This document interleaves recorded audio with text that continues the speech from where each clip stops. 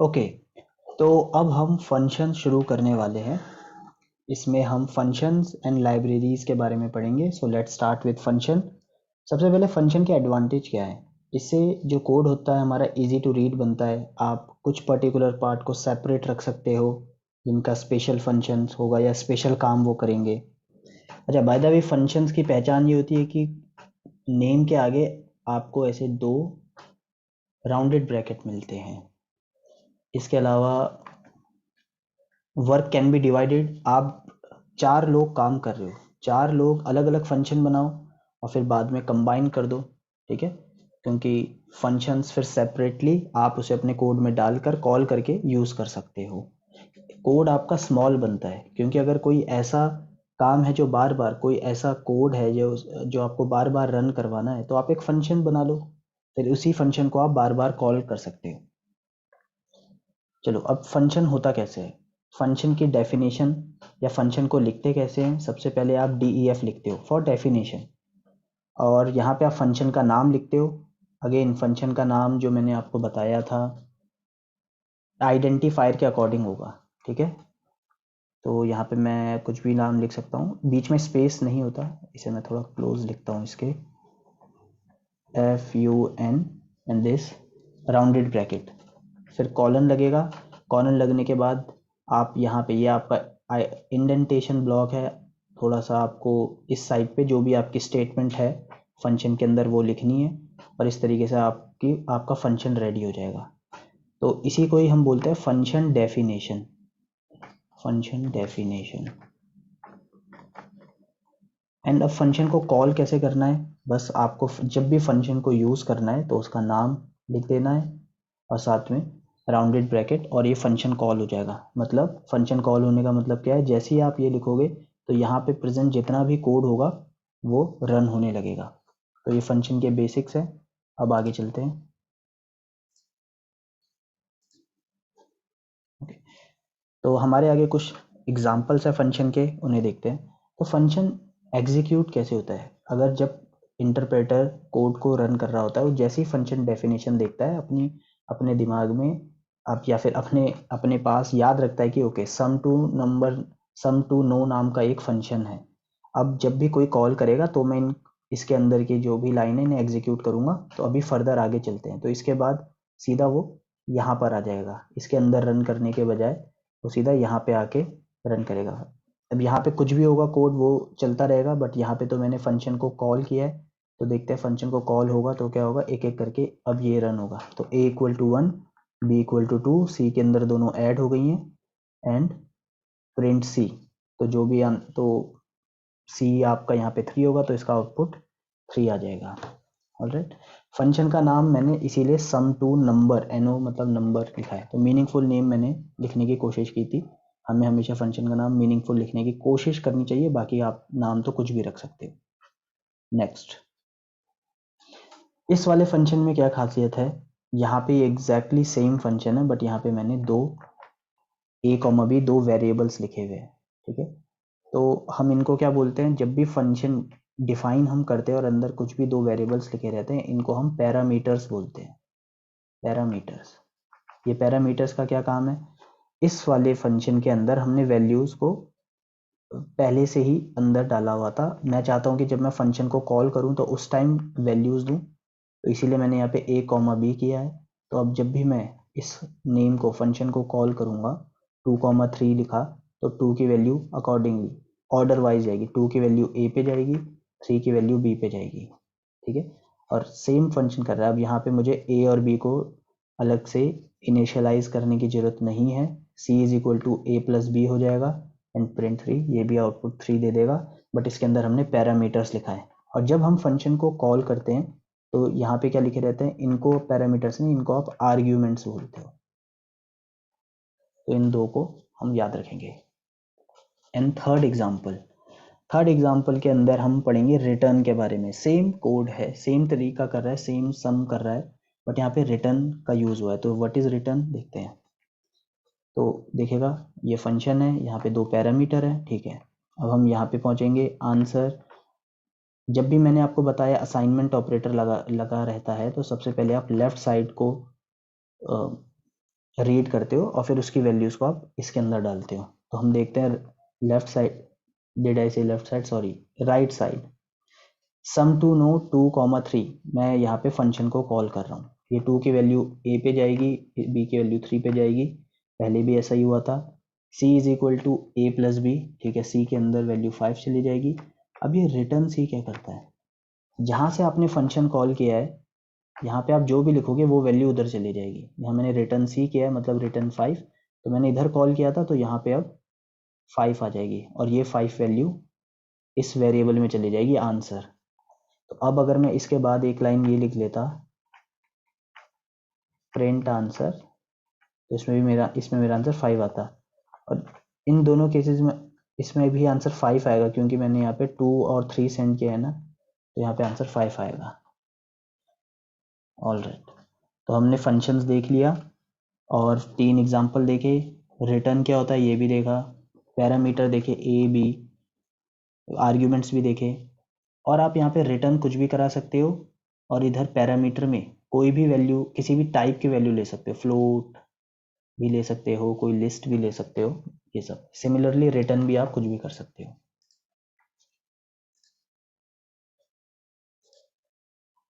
Okay, अब हम देखते हैं what is default parameter. Parameter मैंने आपको बताया था जब भी फंक्शन की डेफिनेशन आप देते हो तो ये जो होते हैं आपके, ये आपके पैरामीटर होते हैं। बट डिफ़ॉल्ट पैरामीटर क्या है कि आप यहाँ पे उन्हें कोई डिफ़ॉल्ट वैल्यू दे देते हो। जैसे मैंने मैसेज एंड नेम मेरे 2 वेरिएबल थे, बट इनको मैंने default value they the high and human. तो अगर कभी कोई वैल्यू इन पे पास नहीं करेगा तो फिर इनके अंदर ये वैल्यू आ जाएगी, इनके पास ऑलरेडी वैल्यू है, एरर नहीं देगा। ठीक है, मैं एक बारी पीछे वाली स्लाइड में जाना चाहूँगा। पीछे वाली स्लाइड के अंदर क्या प्रॉब्लम थी कि यहाँ पे अगर आप इस वाले क्वेश्चन में देखो, यहाँ पे 2 पैरामीटर है।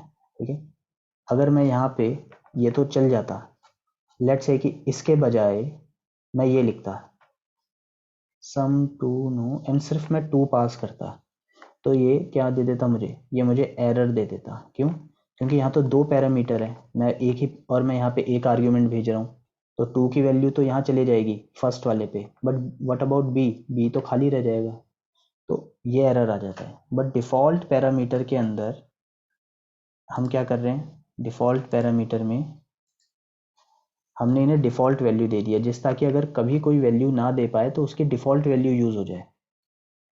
तो यहाँ पे एक ये फंक्शन है सेंड मैसेज, मैंने सेंड मैसेज अकेला कॉल किया, कुछ भी पैरामीटर पास नहीं किया, तो प्रिंट मैसेज ऑलरेडी जो डिफ़ॉल्ट वैल्यू है high and name human, high human चले जाएगा, आंसर प्रिंट करेगा।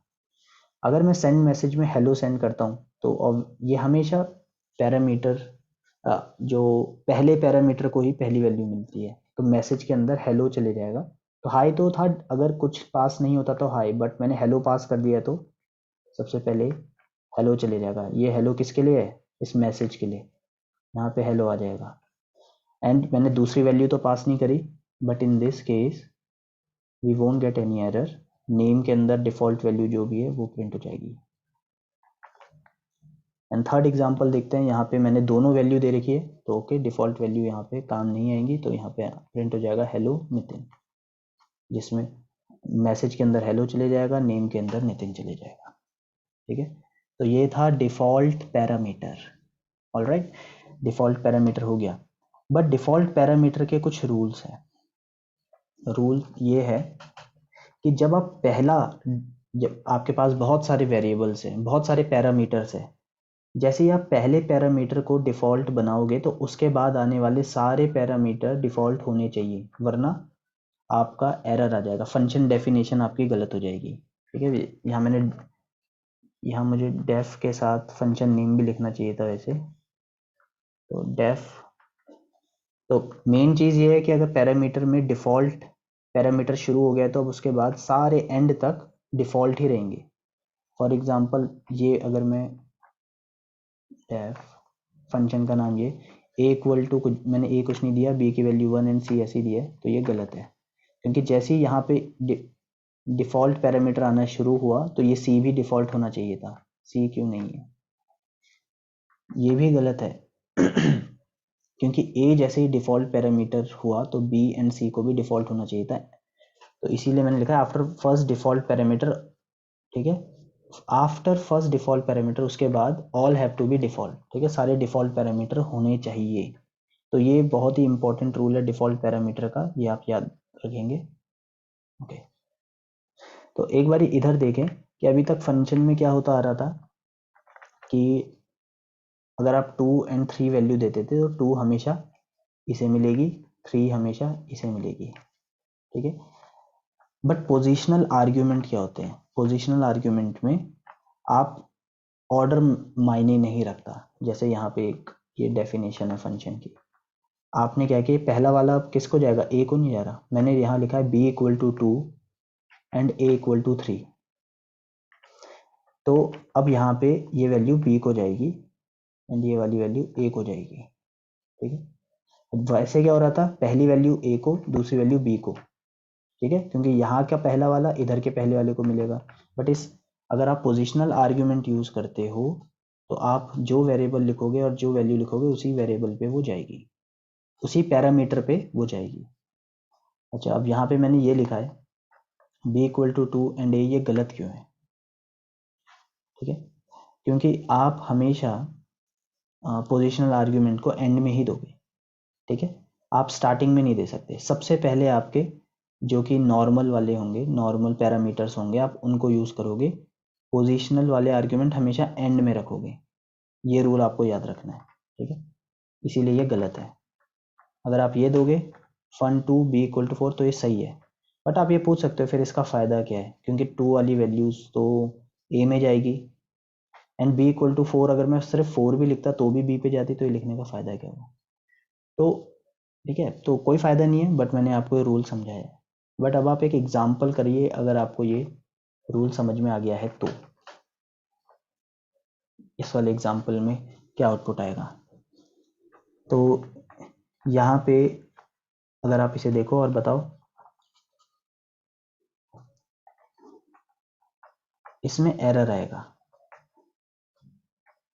क्यों? क्योंकि 1 की वैल्यू तो ए पे जाएगी, 2 की वैल्यू बी पे जाएगी, और मैंने फिर लिखा है बी इक्वल टू 4, तो एरर ये देगा कि बी को 2 वैल्यू असाइन हुई है, बी को आपने 2 वैल्यू क्यों असाइन कर दी, ठीक है, बी को 2 भी दिया, 4 भी दिया, और सी को कुछ भी नहीं दिया, और ना ही सी आपका कोई डिफ़ॉल्ट पैरामीटर है, तो इसमें तो एरर्स की भरमार है, ठीक है।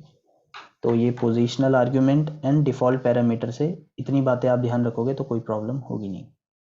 अब आगे चलते हैं। Okay, now global and local variable, ठीक है, global and local variable and इनका स्कोप, कि कहाँ तक इनका एरिया है जहाँ तक ये काम करते हैं। तो एक एक करके एग्जाम्पल देखते हैं।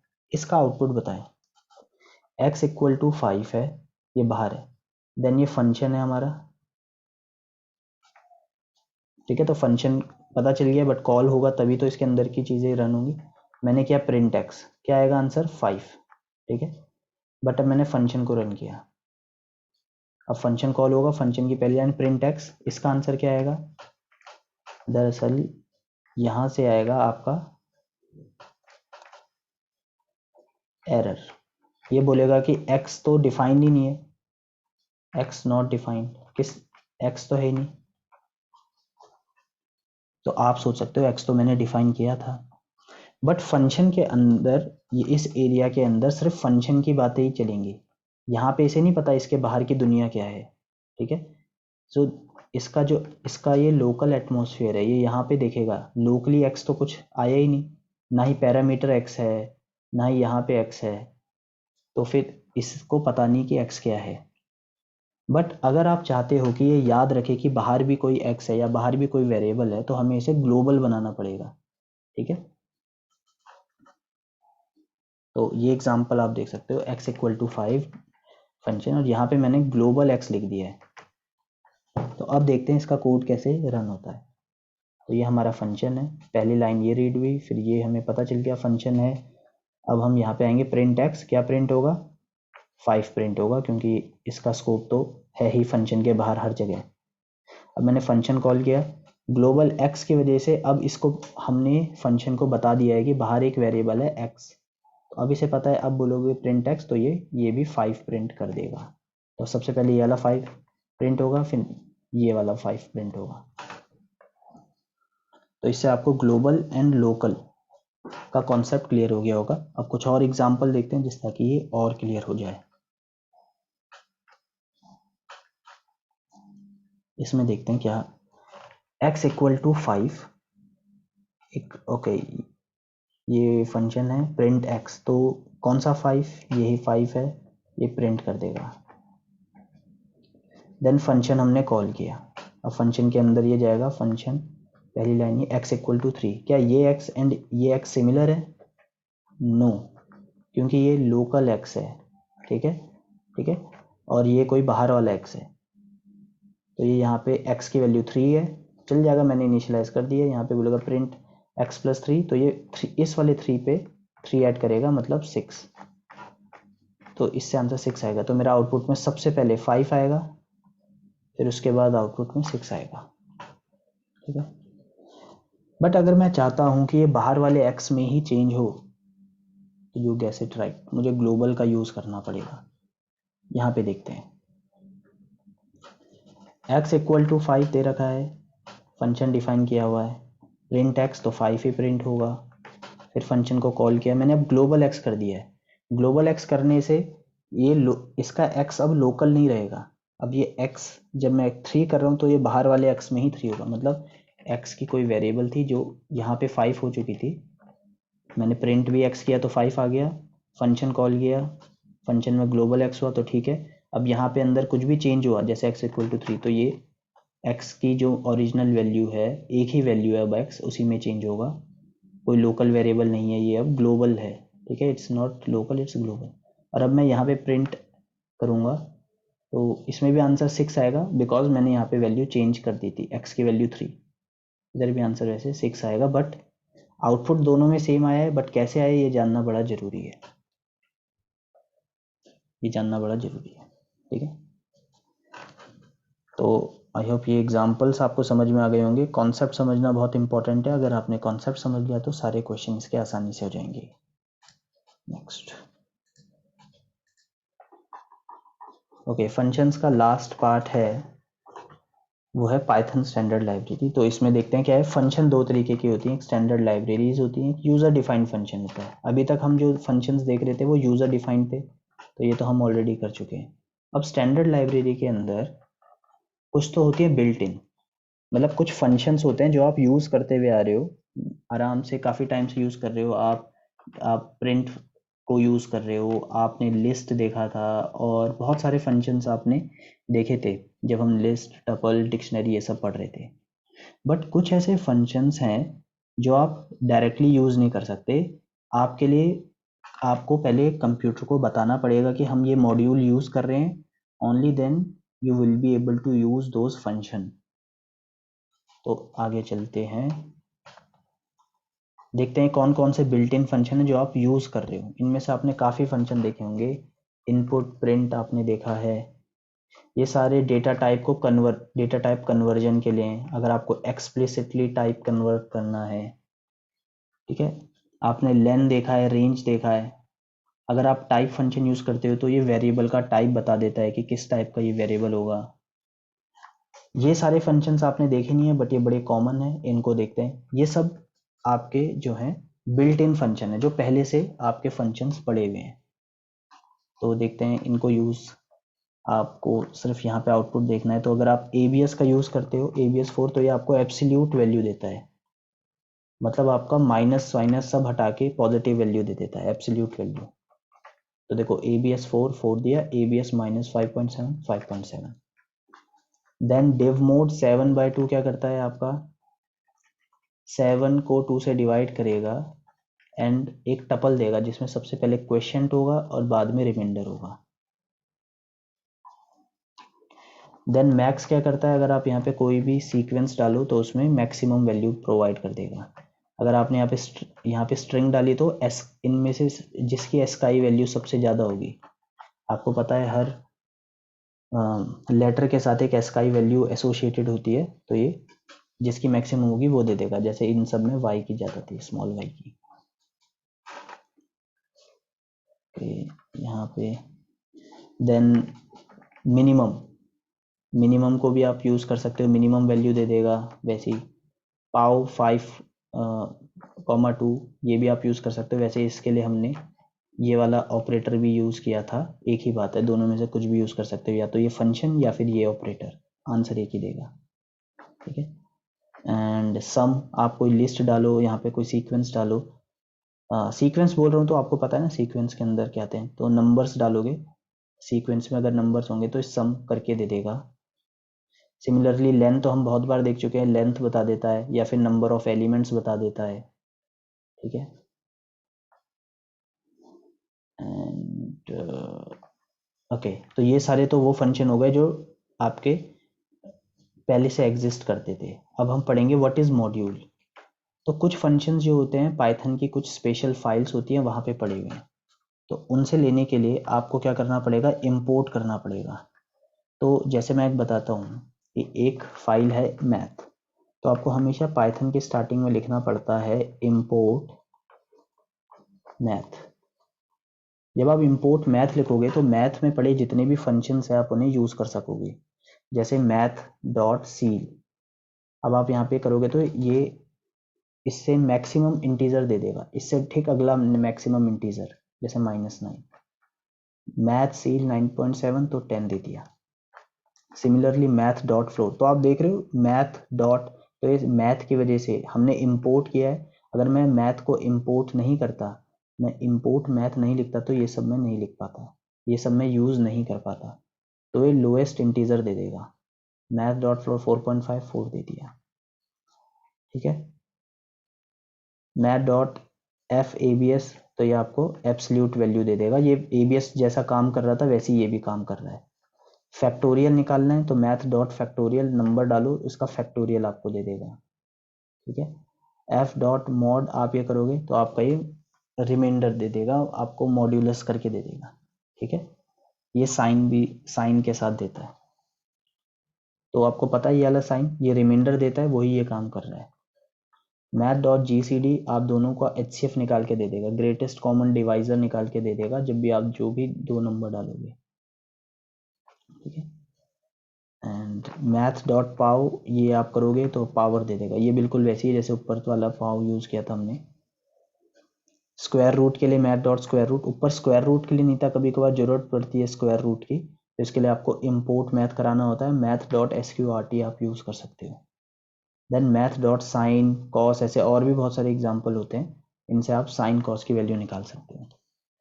बट क्या हमें बार बार मैथ डॉट पाव, मैथ फंक्शन से पहले मैथ लिखना पड़ेगा क्या? Math is actually a file name, तो उस फाइल को बार बार यूज़ करना पड़ेगा। देयर इज़ वन वे जो आपको यूज़ ना करना पड़े। तो जैसे लेट से मुझे यहाँ पे स्क्वायर रूट मेरा फेवरेट है तो काफ़ी यूज़ होता है, तो एक तरीका तो ये है कि मैं करूँ इम्पोर्ट मैथ, एंड देन उसके बाद जब भी मुझे यूज़ करना है तो math dot S Q R T, और जिसका भी स्क्वायर रूट मुझे चाहिए वो मैं लिख दूंगा। एक और तरीका है फ्रॉम मैथ इम्पोर्ट स्टार।